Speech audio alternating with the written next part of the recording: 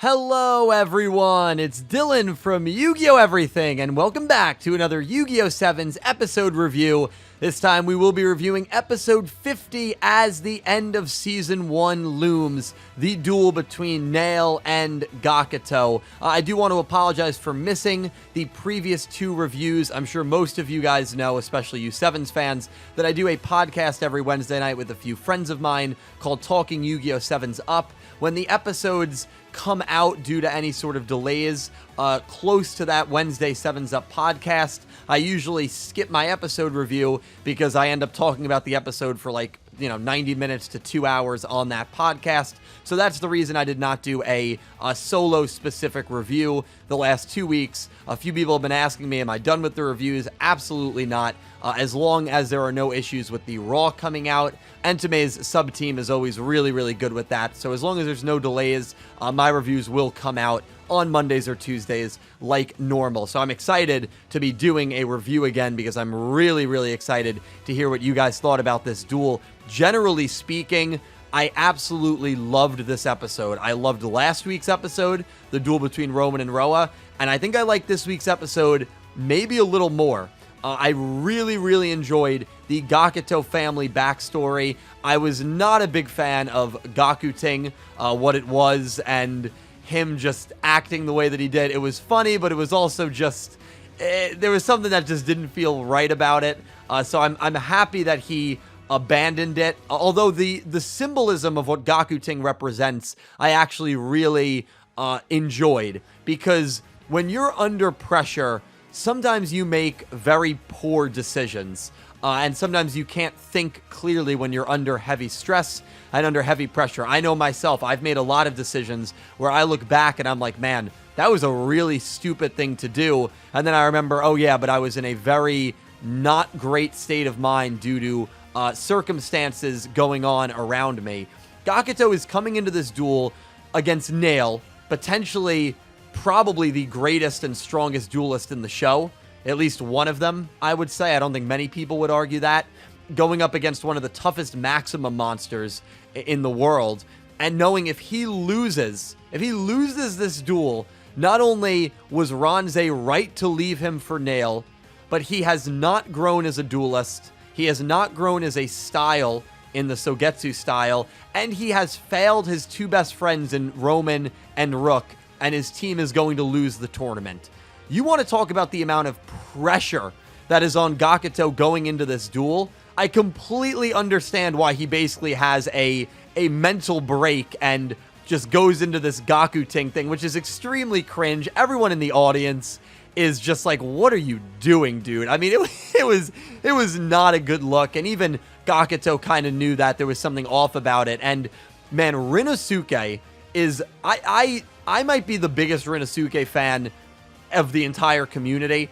I've said on a few different occasions that I really like him. I think he's a pretty underrated character, and the reason he just doesn't get talked about a lot is because, well, his sister gets more screen time, and he's not really there all that much. But I liked his duel against Ronze. I liked how he acted in that duel, and he grounds a lot of characters. I think he grounds Ronze in reality, and I think he grounds Gakuto in reality in this episode. And when he grabs Gakuto's arm while it's shaking after Yugioh Dragon is summoned and he's about to take what ends up being his final draw, Rinosuke says, "This is your last duel." And Gakuto's like, "What do you mean this is my last rush duel?" And Rinosuke literally says, "Doing what you're doing, you have completely disgraced the Sogetsu name. This is going to be the last duel of the Sogetsu style." And that was heavy. Like, you're literally coming into an episode, in Rinosuke's case, and saying to the man that you have served your entire life, that your ancestors have served their entire life, that the style is now dead because Gakuto has basically abandoned it and is doing some, crazy Gakuting. I absolutely love Rinosuke. I really, really do. And that was one of my favorite lines of dialogue in the episode. Another line of dialogue that I really, really enjoyed was when Neil was taking his first turn and he says, "Clearly you're in a bad state of mind right now. I'll make sure to end this duel quickly." That was also a great line. And just, Nail clearly does not want to be wrapped up in this. And so that dynamic is great too. He clearly just wants to focus on the duel. And I'm going to get to Nail and his character and what this result means from him, because I've seen a lot of conversations about that in the community. But Gakuto, the lights go out. The moonlight shines on his family crest. It was also hilarious, Roman and Roa and Rook's reaction. By the way, before I actually get to the Gakuto backstory, kind of jumping around everywhere, Rook in these last 2 episodes has low-key been really, really good. I said it when I was watching the episode live, when I did the watch-along for 50.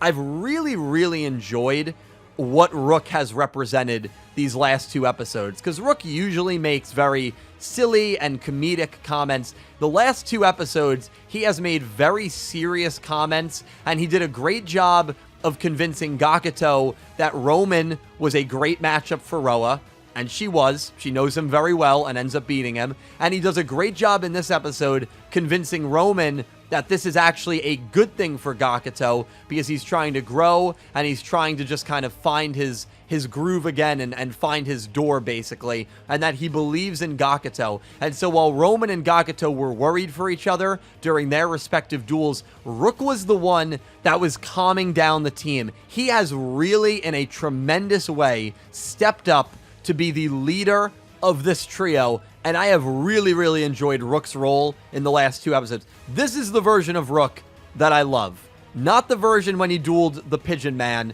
This is the version of Rook that I really, really enjoy. So Rook has been low-key very good these past 2 episodes as an emotional grounding for this team and as a support system for this team, and I've really enjoyed watching that. We learn about the history of Gakuto and the Sogetsu style.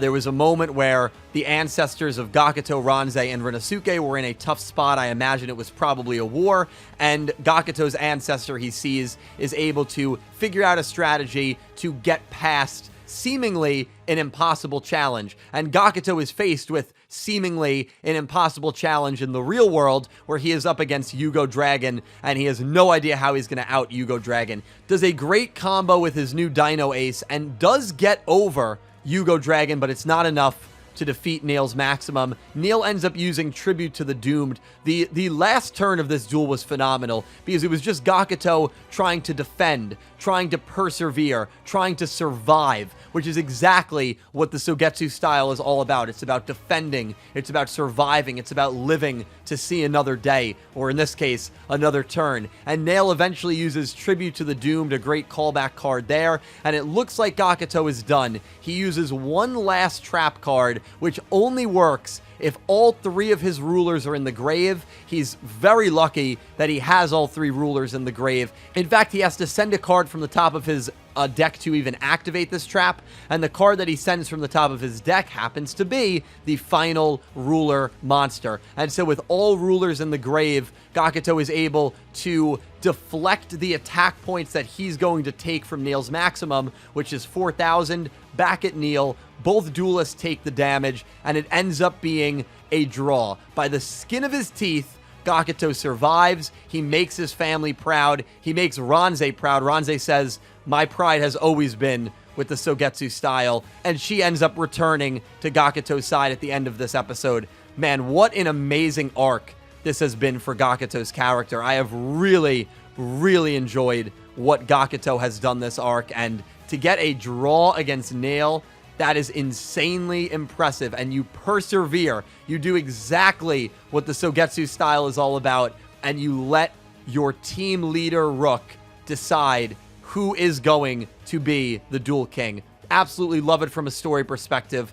This is one of those results where I love that they went with a draw. Usually no results in draws I'm not huge fans of. This was one of the best draws in all of Yu-Gi-Oh! Really, really good execution and setup all around. And to talk about it from Nail's perspective, I've seen a few people talk about how this completely delegitimizes Neil as a duelist. And I really couldn't disagree more with that statement. Listen, this was not a duel where it was a 50-50 split, where Gakuto was clearly dueling on the same plane as Nail. I don't know if we watched 2 different duels, but that entire duel, Nail dominated. Gakuto barely scratched him for 100 life points, wasn't able to destroy his maximum, and only got a draw because of a very lucky trap activation, sending that final ruler to the grave. This was not a duel where I look at it and say, wow, this was really a 50-50 duel. This was a duel that Gakuto nicked a draw by the skin of his teeth. To use a sports reference, let's look at Premier League football. If Team A has 80% possession, 20 shots on goal, and Team B has 20% possession with 1 shot on goal, and the match ends 0-0 or 1-1, you never look at that match and say, wow, Team A was actually outplayed by Team B. That's a bad look for them. Now, maybe you're not a huge fan of the results and you say they should be more clinical or, whatever, but there's instances in real life where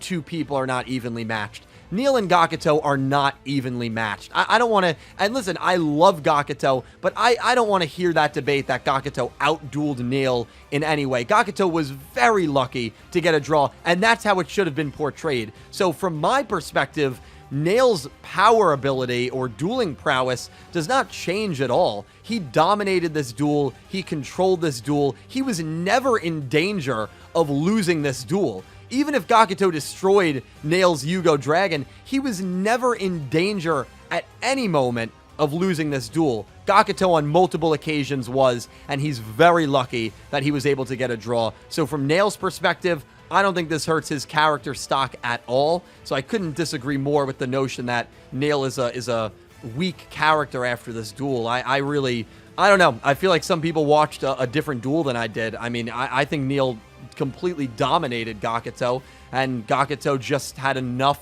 perseverance and luck to nick a draw. But if these two duel 100 times, Neil's winning probably 90 times. I mean, Gakuto got lucky, but again, perfect symbolism of what the Suigetsu style is all about. And of course, now we have Yugioh versus Rook. There was some other stuff going on. Geta is probably going to be the character that will figure out what the reason for this tournament is. We know that Otis is speaking in 51. It'd be interesting if Otis actually interrupts Geta rather than the duel, because remember, when Neil uses that supercomputer, there have been times where Otis has stopped him dead in his tracks to interfere with his plans. It'll be very interesting if Otis's role in this next episode is not to interrupt Yugioh and Rook, but rather to interrupt Geta and the crew working together to try and solve the mystery of this tournament. That's an interesting thing to keep an eye on, but I love the episode. So please let me know all your thoughts. We are about 2.5 weeks away from opening 2 starting, from ending 2 starting.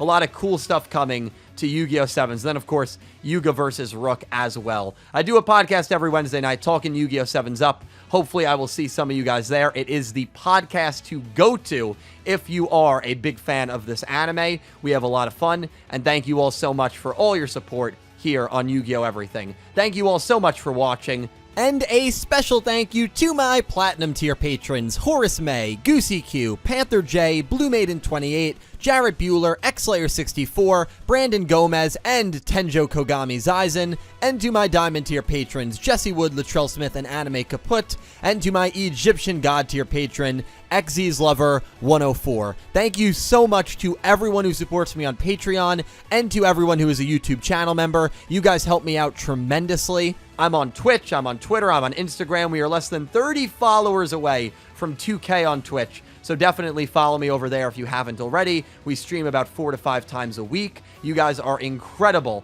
Thank you again so much for your amazing support. I will talk to you down below, and I hope you have an amazing day. Take care, guys.